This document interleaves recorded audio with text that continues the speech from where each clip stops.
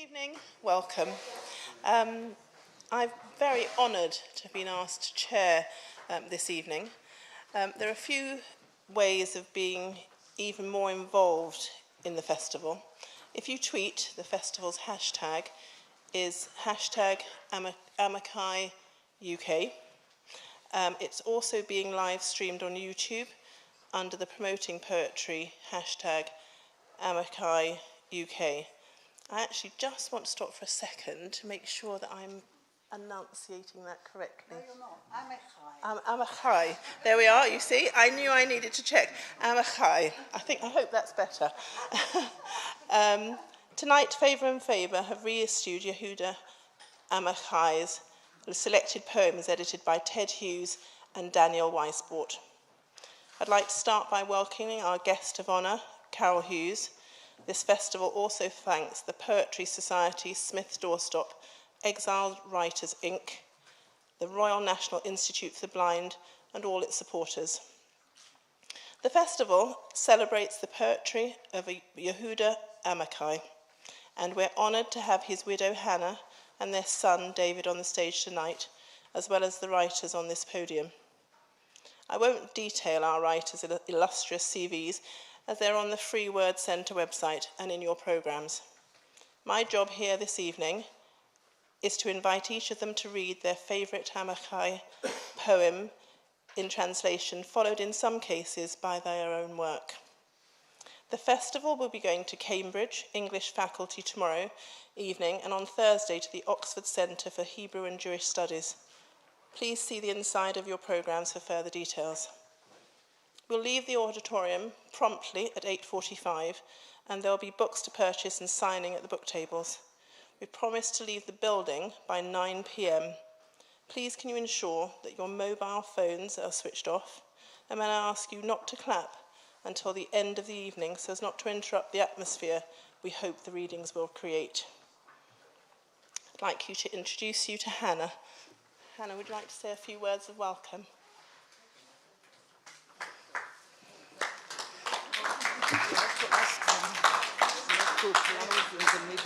Sorry? Okay. Never mind. No applause in the middle. Yeah, did you say? Yes, I did. Okay. Yes, no applause.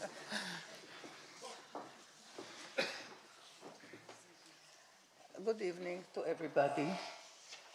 And first of all, I would like to welcome all of you, dear audience, coming to the reading, to the festival. Especially, I would like to welcome my dear old friend for years, Carol Hughes, who is the guest of honor of this festival. I would like to thank and welcome all my dear friends, Carmel Hart, Heidi Becker, Louise Sweet and Richard Combe, and Valentina for coming to the festival. And I would like to thank Hazel for chairing the London opening of the second Yehuda Amichai Poetry Festival. And my son, David, and I are very happy to be here as Yehuda's work is heard alongside that of other poets. And to know that this is a festival during which he will be read by poets in Britain and Ireland. Going forward, the virtual festival, hashtag Amichai UK, will continue to be a forum for both Yehuda's work and poetry in general. I want to thank now to my friends, my dear friends, Erez and Rachel, who came from Israel to take part and participate in the festival. And I would like to thank all the dear poets here who came to take part in the festival, and especially to Yvonne Green, who really made the whole festival possible.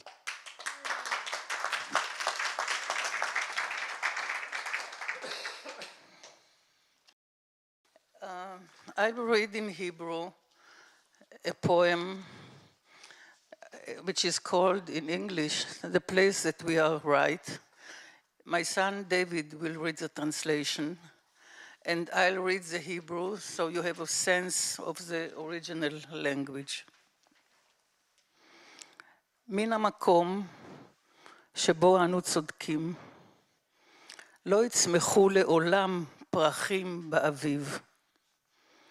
המקום שבו אנו צודקים הוא רמוס וקשה כמו חצר, אבל ספקות ואהבות עושים את העולם לתחוח, כמו חפרפרת, כמו חריש, ולחישה תשמע במקום שבו היה הבית אשר נחרב. Thank you.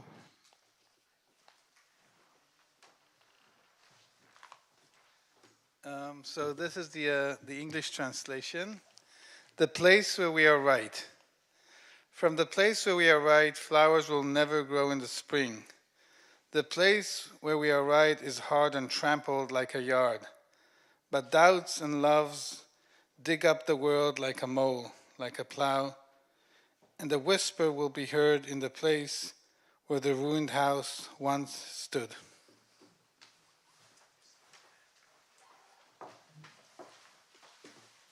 I'd like to ask Eve Grubin to read A Great Tranquility, Questions and Answers.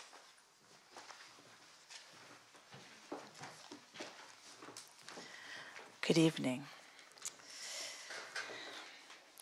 A Great Tranquility, Questions and Answers.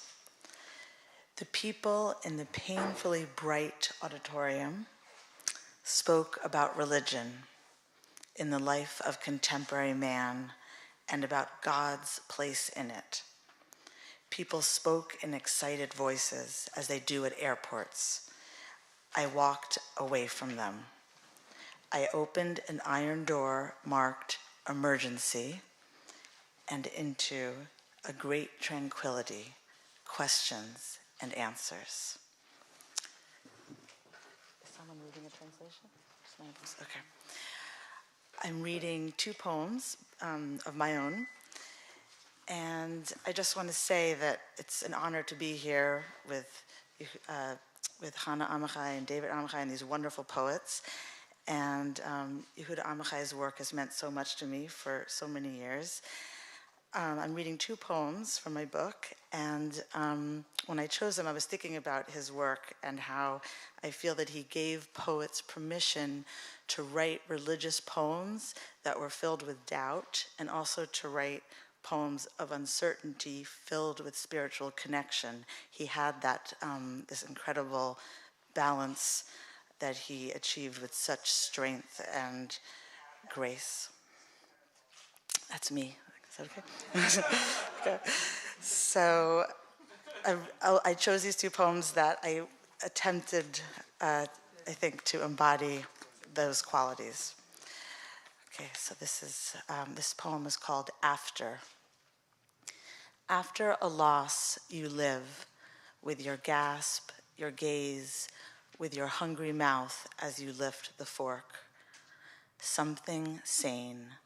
Open the door. A guest sits down at the kitchen table. Washing evening dishes. Something simple, something sane. Water dreams over your wrist, your hand, a round transparent dish. Something simple. Night, rusty fire escape, even the rain, sane. Urgent street voices, screech of a hinge, simple. A clanking bang. Somebody is closing a gate or opening one. And this poem is called How the Rain. When it began to come down hard, we were thankful. We had lived the long, barren breaths without jagged edges. We had spoken the guttural letters, forgetting desire's torn robe. Belief had us blindfolded, dead grass, numb wholeness, complete as if done. We let the rain fill us, breaking into our soft shoulders, the wrinkles in our psalms, pulsing the new chords we had failed to hear in our own holy texts. We turned our hands over, the rush drenching our knuckles, filling the white spaces in our untouched scrolls. Ink spread and ran into our shoes, into our black coats and hair, slackening the blinds' blue bind. Opening our mouths to broken points, bright pinpricks hit our tongues and lips. It kept coming, kept weaving through us until we stopped having faith so we could doubt again, believe. Thank you.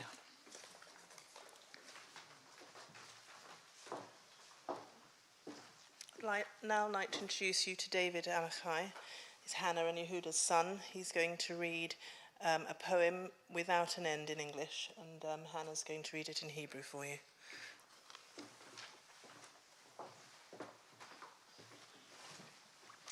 Okay, so this is a different role. I'm not reading in English, but actually I would like to welcome you all and to say how happy we are to be here, and especially with our friend Yvonne, who's launching her new book, Gem and Jerusalem, and we all wish her the best of luck. And it's wonderful to see so many friends here and tonight, and hopefully we'll be making also some new friends. And I'd like to read the poem now that I chose. It's called Poem Without an End. I'm sorry. You can actually say poet without an end, but the poem is called Poem Without an End. Inside the brand new museum, there's an old synagogue. Inside the synagogue is me. Inside me, my heart. Inside my heart, a museum. Inside the museum, a synagogue. Inside it, me. Inside me, my heart. Inside my heart, a museum. Thank you very much.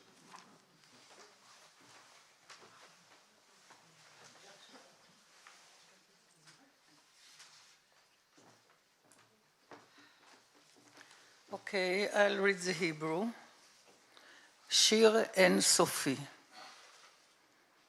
בתוך מוזיאון חדיש, בית כנסת ישן. בתוך בית הכנסת, אני. בתוכי, ליבי. בתוך ליבי, מוזיאון. בתוך המוזיאון, בית כנסת. בתוכו, אני. בתוכי ליבי, בתוך ליבי מוזיאון.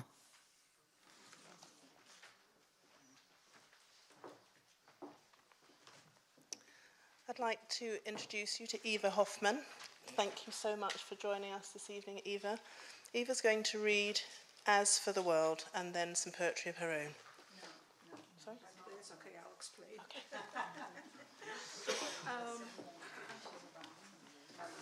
Yes, so I will indeed read a poem called As for the World in a translation by Yehuda, Amichai, and Ted Hughes. Can you hear me? As for the world, I am always like one of Socrates' disciples, walking by his side, hearing his opinions and histories. It remains for me to say yes. Yes, it is like that. You are right again. Indeed, your words are true. As for my life, I am always like Venice. I'm sorry, I cannot see very well. As for my life, I am always like Venice. Whatever is mere streets in others, within me is a dark, streaming glove. As for the city, as for the cry, as for the silence, I'm always a shofar, all year long, hoarding in one blast for the terrible days. As for action, I'm always like Cain, nomad in the face of the act which I will not do, or having done, will make it irredeemable. As for the palm of your hand, as for the signals of my heart, and the plans of my flesh, as for the writing on the wall, I'm always ignorant. I can neither read nor write. and my head is like the heads of those senseless weeds, knowing only the rustle and drift of the wind when a fate passes through me to some other place. So I don't have a poem to read. I'm not a poet. I am an interloper, but a very honored and a grateful one on this occasion. So I just want to say a few words about why I chose this poem out of such plenitude, such a rich body of work. And really, you know, I could have chosen so many others, but I chose it because to me it epitomizes something, a quality which I particularly admire in a lot of Amichai's poetry, and that is his ability to move very fluidly between different levels of experience and perception, often from very concrete and very sensual detail to a reflection, to a reflection which is not so much metaphysical or religious as existential, to a kind of reflection on the human condition. And so here Socrates is right, he says semi-ironically, and he is right in his opinions. But then he goes on to talk about himself, the poet, who is not made of opinions or ideas, who is full of turbulent emotion and full of ambivalence and ambiguity and turmoil, and ineradicable turmoil, inconclusive turmoil, who is in a way in a condition of unknowing himself. And I think, you know, this quality, what somebody called tolerance for ambiguity, makes his political poetry, for example, much more than message poetry. But it also gives a lot of his poems a wonderfully metaphoric, reflective quality, which is so rich and so suggestive and full. Thank you. Thank you, Eva. Pascale Petit will now read In the Middle of This Century, but before that, Hannah is going to read it in Hebrew. Yes, please, thank you.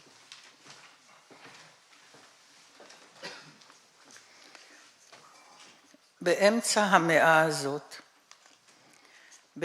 המאה הזאת, פנינו זה אל זה, בחצי פנים ובמלוא עיניים, כציור מצרי קדום, ולזמן קצר. החלקתי על שערך בכיוון נגדי למסע, קראנו זה לזה כקריאת שמות ערים ששוהים בהן לאורך הדרך. יפה הוא העולם המשקים לאבן, יפה הוא העולם המרדים לחטא ולחסד, כשעטנז היותנו יחדיו, את ואני, יפה הוא העולם. האדמה שותה בני אדם ואבותיהם כיין, כדי לשכוח, לא תוכל. וכקווי הגובה של הרי יהודה, גם אנו לא נמצא מנוח. באמצע המאה הזאת פנינו זה אל זו. ראיתי את גופך, מטיל הצל, מחכה לי. רצועות האור של נסיעה ארוכה, נמתחו זה כבר באלכסון על חזי. נשאו רבדים, נשאו דברים, בשבח מותנייך בני המוות הזה. נשא דברים בשבח פניי החולפים. החלקתי על צווארך בכיוון הנסיעה. נגעתי במבשרי סופך. נגעתי בידך שמעולם לא ישנה. נגעתי בפיך שאולי אז ישיר. אבק המדבר כיסה את השולחן שלא אכלנו מעליו, אך כתבתי בו באצבעי את אותיות שמך.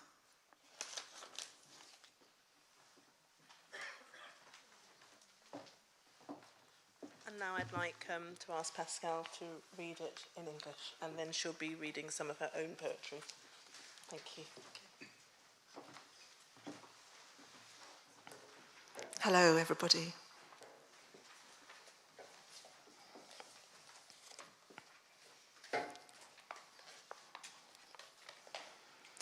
In the middle of this century, in the middle of this century, we turned to each other with half faces and full eyes, like an ancient Egyptian picture, and for a short while. I stroked your hair in the opposite direction to your journey. We called to each other, like calling out the names of towns where nobody stops along the route. Lovely is the world rising early to evil. Lovely is the world falling asleep to sin and pity. In the mingling of ourselves, you and I, lovely is the world. The earth drinks men and their loves like wine. To forget, it can't. And like the contours of the Judean hills, we shall never find peace. In the middle of this century, we turned to each other. I saw your body throwing shade, waiting for me. The leather straps for a long journey already tightening across my chest. I spoke in praise of your mortal hips. You spoke in praise of my passing face. I stroked your hair in the direction of your journey. I touched your flesh, prophet of your end. I touched your hand, which has never slept. I touched your mouth, which may yet sing. Dust from the desert covered the table at which we did not eat. But with my finger, I wrote on it the letters of your name. There are so many reasons why I love that poem. It seems to be a love poem to life through adversity of war. And what it does with time is incredible. And I really agree with Ted Hughes when he said that Amichai has this oceanic feeling, a kind of big music of the tone and the images in his poems. That final image of the dust on the table, I think, is just oceanic.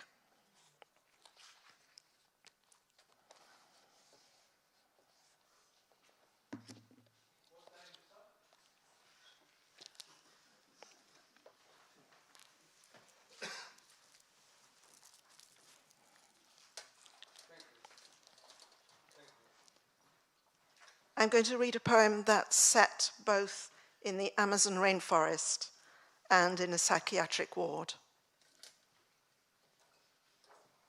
Mama Amazonica. Picture my mother as a baby, afloat on a water lily leaf, a name tag round her wrist, Victoria Amazonica. There are rapids ahead, the doctors call mania. For now, all is quiet. She's on a deep sleep cure. A sloth clings to the cecropia tree. A jaguar sniffs the bank. My mother on her green raft, its web of ribs, its underside of spines. I'll sing her a lullaby, tell her how her quilted crib has been known to support a carefully balanced adult. My newborn mama washed clean by the drugs, a caiman basking beside her. All around her, the other patients snore while her eyes open their mandolas. Now my mother is turning into the flower. She's heating up. By nightfall, her bud opens its petals to release the heady scent of pineapple. How the jungle stories stir in the breeze from the window behind her. She hears the first roar of the howler monkey, then the harpy eagle's swoop, the crash through galleries of leaves, the sudden snatch, then the silence in the troop. Haloperidol, phenobarbital, they've tried them all, those witch doctors, and still she leaps up in her green nightie and fumbles to make tea, slopping the cup over her bed like the queen of rain. See her change from nightclub singer to giant bloom in the glow of the nightlight, a mezzo-soprano under the red moon. She's drawing the night-flying scarabs into the crucible of her mind. Over and over they land and burrow into her lace. By dawn, she closes her petals. All the next day, the beetles stay inside her. The males mount the females, their claws hooked round forewings. There is pollen to feed on, no need to leave their pension. Night after night, my mother replays this. How the white lily of her youth let that scarab of a man scuttle into her floral chamber before she could cry no. She flushes a deep carmine, too dirty to get up, and her face releases them. The petals of her cheeks spring open. Black beetles crawl out, up the ward walls. Thank you.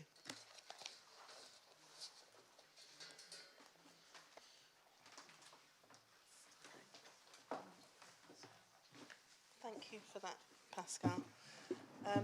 I'd now like to ask Aviva Deutsch to read Yehuda's poem, When Three or Four Are Gathered in a Room.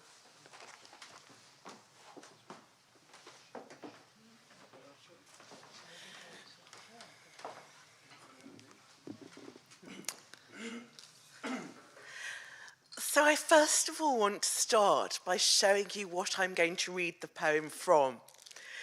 You can see I've got it wrapped in plastic because it's quite fragile, but also quite precious to me. So let me open it up. When we here in the diaspora, as Jewish poets, read Yehuda Amichai's work, I know for me I do so in Hebrew, but as much as I read Yehuda's work in Hebrew as his direct voice, in England you can't read him in English without reading him as mediated through Ted Hughes. So I wanted to explain why. In the 1990s, Yehuda Amichai gave an interview saying that Ted Hughes, this is a quote, sent my career into orbit. And he did say, you know the phrase, you're never a prophet in your own land? Well, we all know that Yehuda became very much a prophet in his land and in Israel. He'd published a little bit, he'd published a couple of volumes in Israel first, but what made his name internationally was this publication. And what I'm showing you is the first edition of Modern Poetry in Translation, which you will know well, I'm sure. And it's from 1965. It's the first volume that Ted Hughes and Danny Weisbort published to bring what they said were urgent voices into English. So I just want to show you that the entire front page is all Yehuda. So he was the most urgent of the urgent voices. So I'm going to read his poem first. This is actually Robert Friend's translation in 1965, but later Ted Hughes would rework it somewhat. So if you read the selected poems later, it's a slightly different version from this. But when three or four are gathered in a room, when three or four are gathered in a room, there's always one who's standing by a window, and he must see injustice among the thorns, fire devouring the hill, and see how men who went forth whole or returned to their homes at nightfall like small change.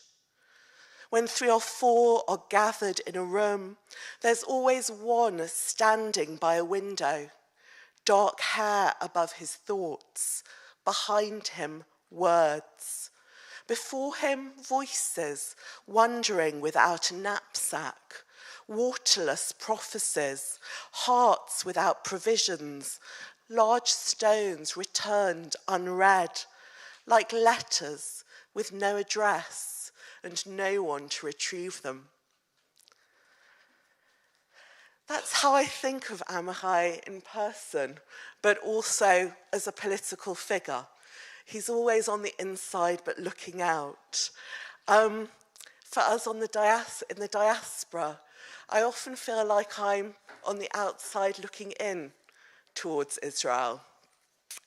In the introduction to that page that I showed you to Modern Poetry and Translation, Yehuda started with an introduction to himself and his work, and he compared himself to Josephus, who was the Roman historian. And he explains that Josephus first of all fought for the Jews and then went over to the Romans to write about them. And there is a discussion whether or not he was a traitor. And it's always funny to me, thinking of Amichai as the voice of Israeli poetry, that he was drawing this parallel in 1965 with himself. Was he or wasn't he a traitor? So this is my poem after him. Traitor. There is always one who stands outside the window under a barren sky, while fallen seed pods cover the ground with silvery moons. She scoops a few into her hands like loose change and rubs their membrane between thumb and forefinger, translating their name. Honesty in one version, in another, Judas coins. Thank you.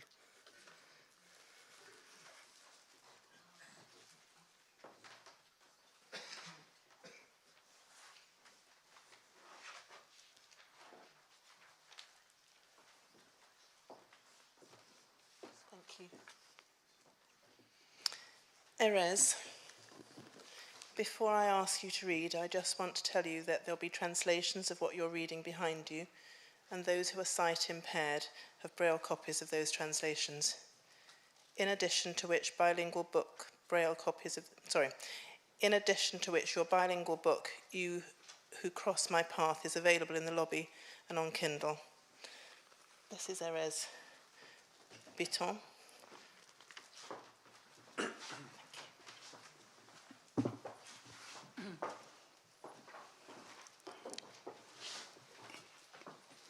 Good evening.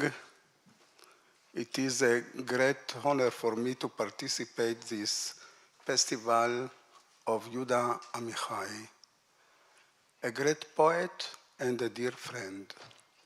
I wish to thank Yvonne Green, the mind behind the event, who found me worthy of participating in this festival. I would like to congratulate Yvonne on her new poetry book, Jam and Jerusalem, and wish her much success. I will open with Amichai poem, Ibn Gavirol. פעמים מוגלה, פעמים שירה. תמיד משהו נפרש, תמיד כאב. אבי היה עץ בחורשת אבות מכוסה תחב ירוק. אוי, על מנות הבשר, יתומי הדם, אני צריך לברוח. עיניים חדות כפותחנים פתחו סודות כבדים, אבל דרך הפצע בחזי מציץ אלוהים לתבל. אני הדלת בדירתו.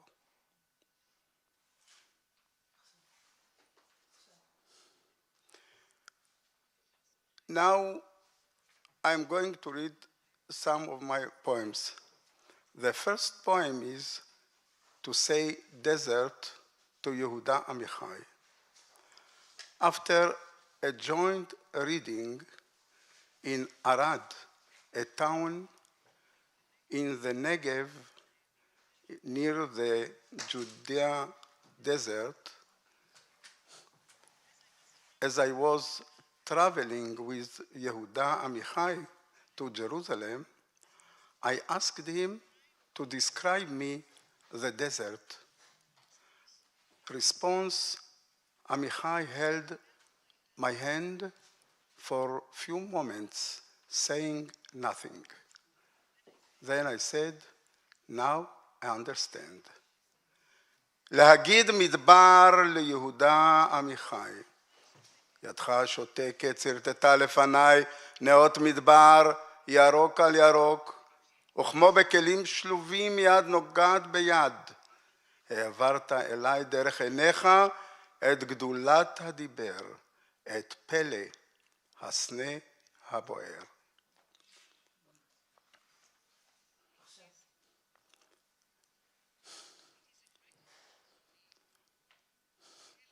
הכלב ואדוניו. כי בקצב אדוניו ילך הכלב הנאמן צעד אחר צעד בהרבעותיו. וכי אדוניו יצלע גם הכלב יגמגם בהליכותיו, ירד מדרגה, רגל מדרגה, רגל מדרגה, רגל. שלא ימעד אדוניו עד לתחתיותיו ועד למשטר הישר. יכבוש תאוותו למרחקים בלי גבול, יעצור בחובו ריח יערות עד, עלילות קדומים, ריח ציד מקם בפנים. אבל מה יעשה האיש העיוור שכלבו נחלה פתאום? יערסל אותו בידיו, יישא אותו על כפיו כאוחז בעולל, יגשש דרכו לפניו על מדרכות שבורות, ידדה, ינגף בעץ, יתקל באבן שפה, יביא אותו אל הרופא, אל המנוחה הנכונה, חסד תחת חסד, ליווי תחת ליווי. ישיב לו גמול על הליכתו בצעד המדוד בריח הנכון, על שהביא לפניו טעם יערות עד ותנופת המתפרצים אל הציד. למשורר האלג'ירי רבח בלעמרי, באלג'יר של המלחמות. שנינו באנו מאימהות עטופות המטפחות, כמו יונים הנכונות לעוף, להינתק מן האדמות הקשות. שם, באלג'יר של המלחמות, זו בצד זו, בדדות אל המערות להסתתר מן הצעקות הגדולות. אתה ואני ידענו לגשש זה אל זה, במשושים דקים להגיע איש רעהו, בידידות שאין בה ראייה, שהיא על טהרת הלב.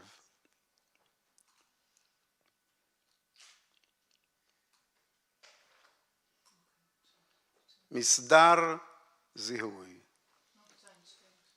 הם יעמדו עליי כמו במסדר זיהוי, ואני אצטרך להרים את ראשי מן הקר כדי להכיר.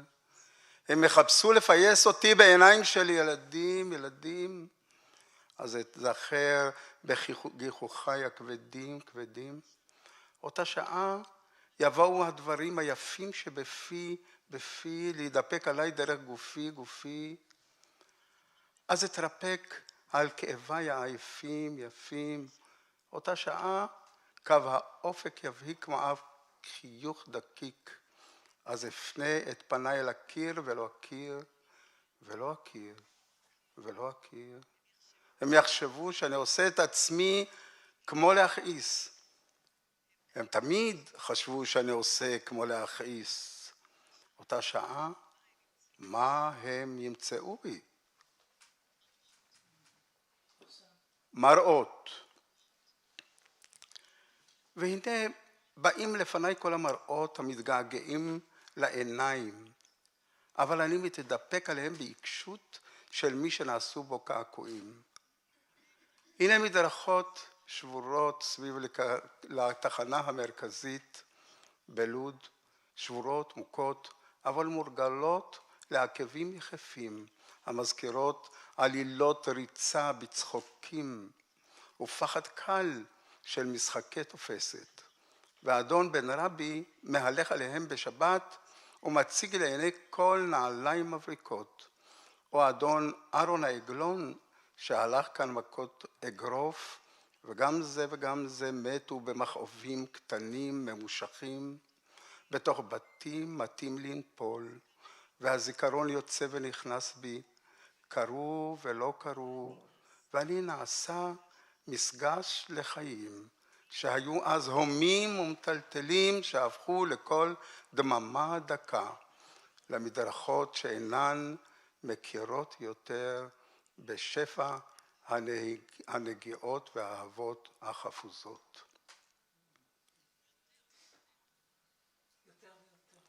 יותר ויותר. את הולכת ונעשית בי יותר ויותר, וגם אני נעשה בך.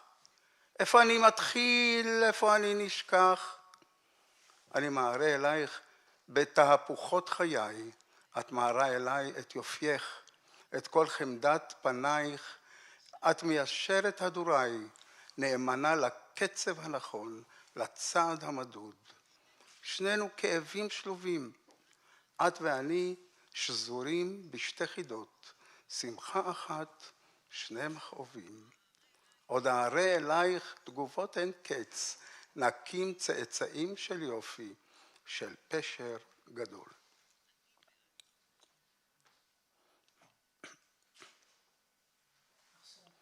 אני ואת. אני לידך נהיר וברור, סדיר ומפוענח, חלק ולא מסוכס, אבל אני חסום, מחוספס ועומד על בלימה, והרי את יודעת שבכל נגיעה קלה אני נכון למעידה הגדולה.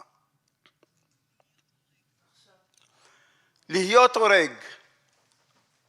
בבית חינוך עיוורים בירושלים היה אדון צבי המנהל מציג אותי בפני האורחים של המוסד ואומר, הנה הילד הזה קוראים לו ארז. כשיגדל נתקין לו רצועה אחת על כתף שמאל, רצועה אחת על כתף ימין, ונעשה ממנו הורג, ויהיה עושה שטיחים למלכים, לנסיכים. הורג לא נהייתי, אבל ברגעים של חסד, שיריי נעשים מרבדים קטנים, לכל אורח ולכל דכפין. לאמי לא חיו לה הילדים לאמי. הראשון, לא חי לה הראשון שקראו לו דוד על שם אביה. השני, לא חי לה השני, שקראו לו מאיר על שם רבי מאיר בעל הנס, ולא היה לו נס לחיות. והשלישי, חי לה השלישי, שקראו לו יאיש, שזה חיים, וזה הייתי אני, וחייתי לה. אבל איזה חיים חייתי לך, אמי? שיר שינה בעיר אורן. אליהו הנביא צעקה אמי. זה אליהו הנביא צעק אבי, שנכנס לו לחלום לשבת איתו ולשנן פרק מתהילים. ואני קם ורץ ויוצא מן הבית שהוא חדר, שהוא קיל נופל על קיר נופל. ואמי ואבי תופסים בבגדי הקטן שלא אעוף, שלא אברח, שלא אצא מתוך עצמי לגמרי, שם בעיר אורן שבאלג'יר. ואני בן 3 או 4, ואני לאן אברח? לאן אפול? לאן אצא מאליהו הנביא? אני יודע שגם הערב ילך אבי בראש תהלוכת המתים בבגדי חמודות, ואני יודע שגם הלילה אבי ילך לחברה קדישה לשבת אצל המתים, להחזיק בידיהם, בידי הגוססים במיני ברזל ונחושת, להבריח מזיקים עד לבוקר, עד לצאתם ביחד עם אליהו הנביא. היום אני איתך ילד, אוציא אותך מתוך שינה עמוקה, יד ביד, לא עוד בפחד של נפילות אל חלל נורא, אצא עמך מן החדר, שהוא קיר על קיר, איתך נעלה במעלה הרחוב הנהדר, המטפס לאט ובשקט. אלמד אותך להגיע אל המרכבות ההדורות, אלמד אותך להיות בתוך שינה שעל הבוקר, יחד איתך נגיע אל מערת אליהו הנביא כמו אל מערת קסמים, ואפילו עם הבעל והשטורת נחיה בשלום. Thank you very much.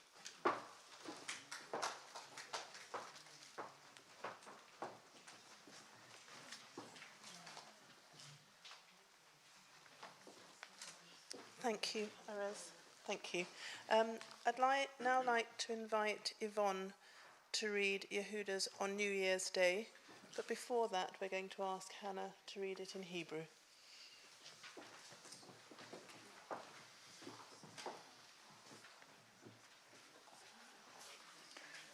ערב ראש השנה.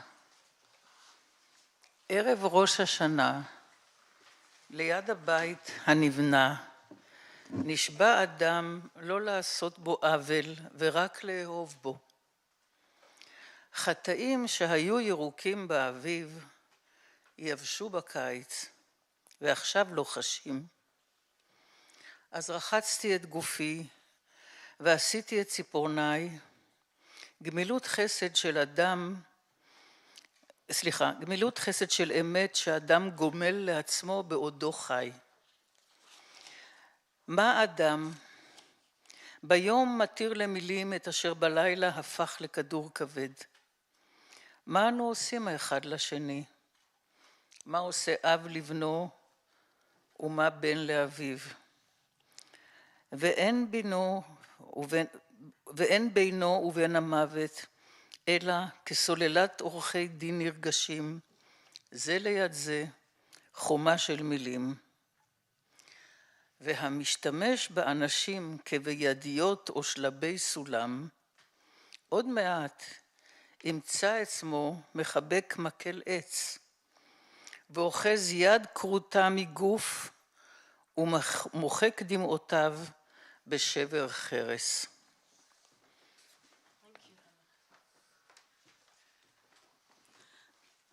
Good evening, and thank you all for coming out. I want to say that this is a very special night because there is a golden thread. Carol's here, Carol Hughes. As we've heard, she procured the reissue of this selected, which Daniel Weisbort and Ted Hughes edited. We have Daniel Weisbort's widow here, Valentina Polyukina, and Erez is himself a winner of the Amichai Prize and, in fact, the Israel Prize. So it's a very unusual evening, and I just want to thank everyone who's really put themselves out to be here. On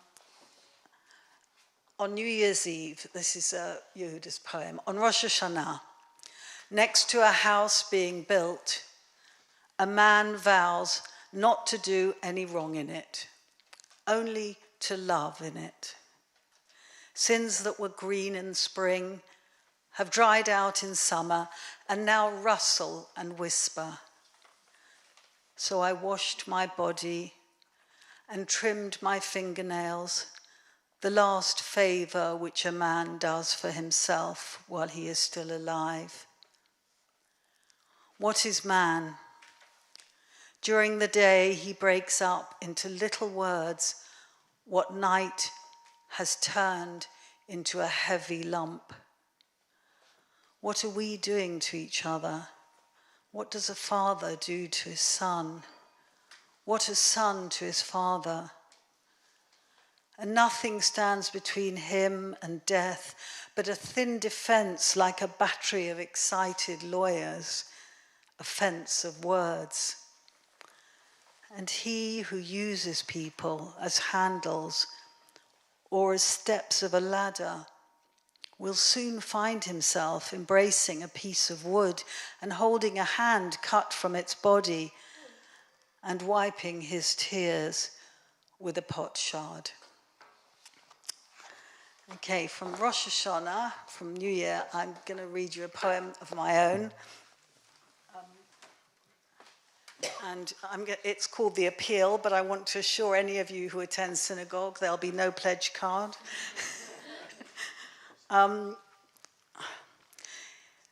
Here on your soil, we aren't protected. Laws, neighbors we all embrace will fail us or succeed, protect or fail to. We are no different to anyone else, but we're a target which knows the form. Our grandparents, parents, their friends knew, had heard, seen, felt, and either told us with silence, myth, or toothless old mouths, or by not knowing things because their parents had been too dead to teach them, their grandparents because feelings were outlawed as a way to get through. We were trained to point duty without knowing its name, face the purpose it had for us. Oh, you'll say they're not loyal.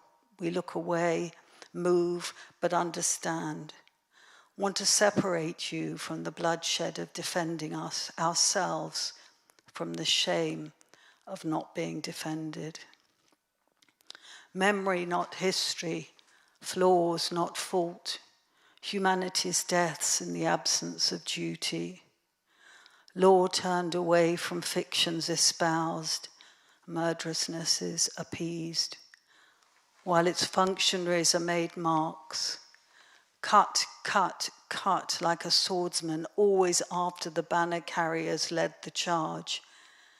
Cut, cut, cut on the hashish pipes around which all the promises snaked which planned the latest round of deaths.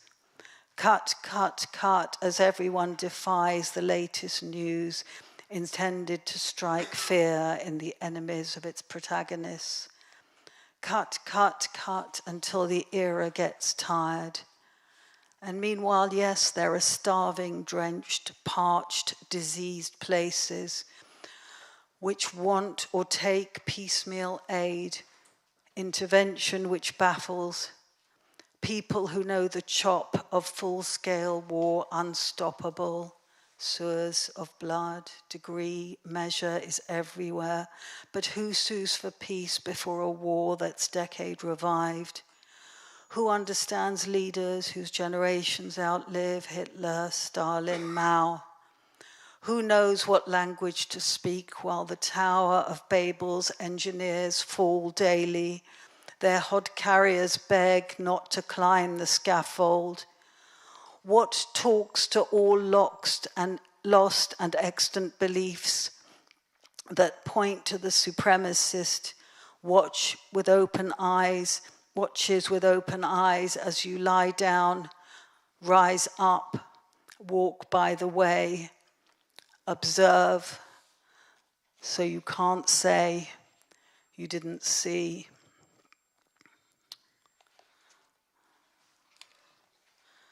This poem's called Now the Rhetoric. Now the rhetoric begins to cloud us, prepared by music, rhythmed by fear, hypnotized, rat-a-tatted, rocked back and forth, strike the heart. Again and again, the exhortation. What does that country have for you now the caliphate's been declared? And with promises, inducement, veil and assertive threat, again, men, dictators, sadists, power-crazed, blood-eyed history wakes up its limp excuse for a way forward while Darfur seeks a woman president to do things differently, find a new way.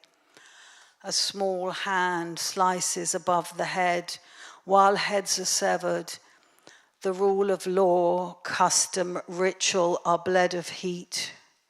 God the judge, ventriloquized by murderers who silence with guns, knives, hands, households, fear the spill of words, while you think, mine, love, invest life. The road forward backs moaned about, reasoned, mocked, ignored. It won't be newspapers that bring you through. Radios which link your arms, these have failed you, made you commerce, trained your base faculties, left you as stunned as the rhetoric, as dumb. The fumbled, ungrammatic web offers to answer your search forays with voyeuristic curios to teach you to be more human, forget the birds of war, bleed the richer soil of tailored news which smells the past in rain, heat-baked, cracked, ooze crumbled, flesh is government, grains choices, nursed industry, toddled ventures, mother, daughter, granddaughter, shared corridors of power, sistered, brothered, I-watched old men, retired for a generation, rite of passage, trained to reason, kept pink of foot, ritualized, reminded, loved, fed, not allowed to hunt for food, made to plant, harvest, surrender their tools at the hearth. This and no less calls could be seen. Marina Svetaeva was in exile in Paris in the late 20s and early 30s. And it was during that period where she said, all poets are Jews. So defend us, so the poem is called All Poets Are Jews. So defend us, silent English sisters, brothers. The taste of our names is growing bitter in our own mouths. We're sore with the sojourn.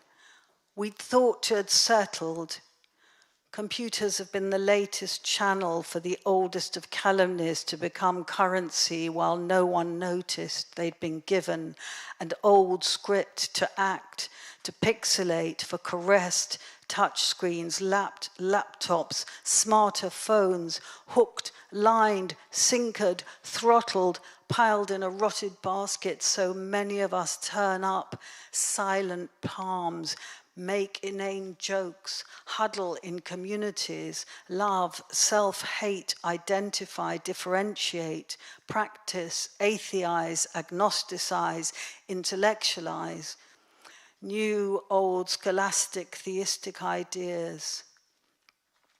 Oh, that we like Israelis could just be rather than spend so much of our time, because you force us to, trying to understand ourselves, to explain, justify, not as an exercise like our sages, Rabbeim, Taneim, but as an apologia. Not in my name. What is my name? History is not this, that, other. Whatever it is, it's everyone's. We see what's demanded, done, shown, now in a new language with old declensions. Years ago, you heard its whisper, felt its breath on your skin, abstracted, because it was something you were supposed not to notice. Do poets notice? Where are your lines? Aren't you going to say anything at all? Why is that? Will screens, Kindle, blogs, films broadcasted record you? See, hear, divine the latest scree put on your steep path?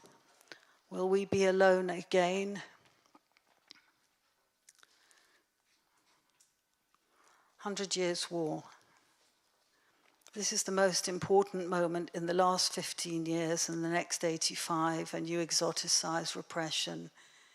Enjoy opera about benign supremacists interspersed with elegant picnics course by course, reassured over champagne, insulated. This is the most important moment in the last 15 years and the next 85. And over again, you reason that and that and that would be enough to make me terrorize, as though you can explain, relieve, own the mayhem with reason, transform it by your act of imposed, assumed humanity. In Iran, the bloggers say you in the West failed to grasp the double glance of their leaders westward, eastward, for you, for them, and lift sanctions with a focus on ISIL, while Syria, Yemen, Gaza, Lebanon don't fit the puzzle. It's untidy, but paying for their boys to die doesn't seem to confuse you. There are no smiles, metaphors, strophes that whistle in the trees under the Glyndebourne which shades you. There's no silence either in my bowed head, or when I try to hold my back straight. My children live in impossible times and run amok as children do. Their fears are masked in where they'll work, who they'll love. Not a lot is said about before war came explosions, instead of the war games they play on consoles. It's impossible now they're old enough to sense that we'll grow away from the front if we're as lucky as we've been so far, although we remember our parents' wounds. Oh, tell me when to speak, write, when to stay silent, how to teach the when to pray, hold faith, take up arms. This is a poem from a short series in my new book, Jam in Jerusalem. And I'm very obliged to Frank Aubach, who gave me a beautiful picture to put on the cover. This is a short series called Four Corners, and this is the third in that series, and it's a series about containment. Thumb tip to flattened palm, little finger raised up in alarm. Square of terror blocks out the light, breaks hold, disables her from the fight. Her squared hand, the ache in her spine, the lock of her knees, the silence of the mime. And why always so passive, never clenched into a fist? Why ask herself questions before she acts, checks off her list? The dilemmas fork, conundrums arc, circle squared, the can we talk? What would be so wrong in answering back? Wrong or right, unfiltered this or that. When did she learn to be so measured? When everyone else was so self-assured? Whoever told her it wasn't her turn until she was too old to learn? Thumb tip to flattened palm, little finger stretched to contain the alarm. Okay, so this is my final very short poem.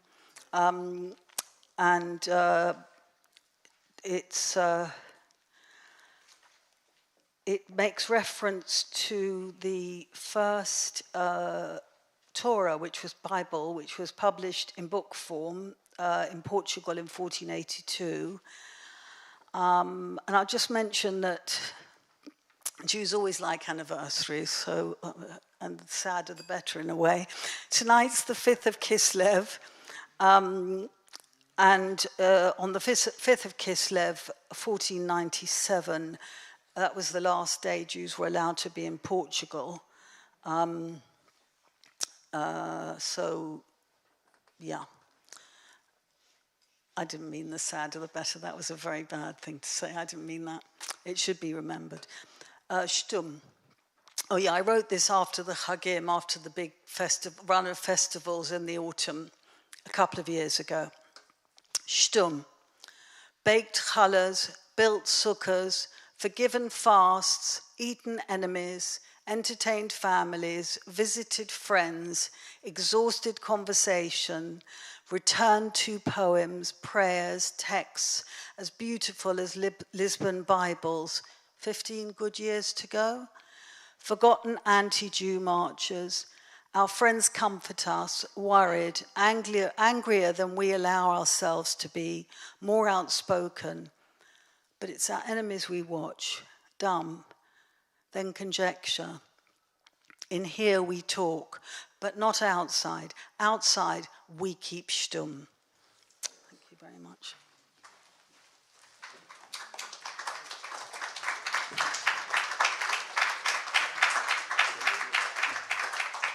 I'd like to thank you all very much for coming, but mostly we'd like to thank the poets for sharing their wonderful poetry with us this evening. Thank you.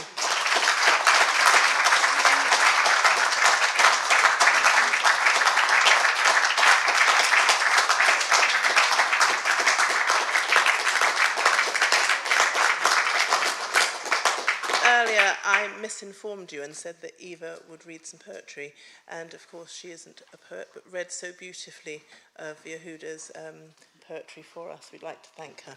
Thank you.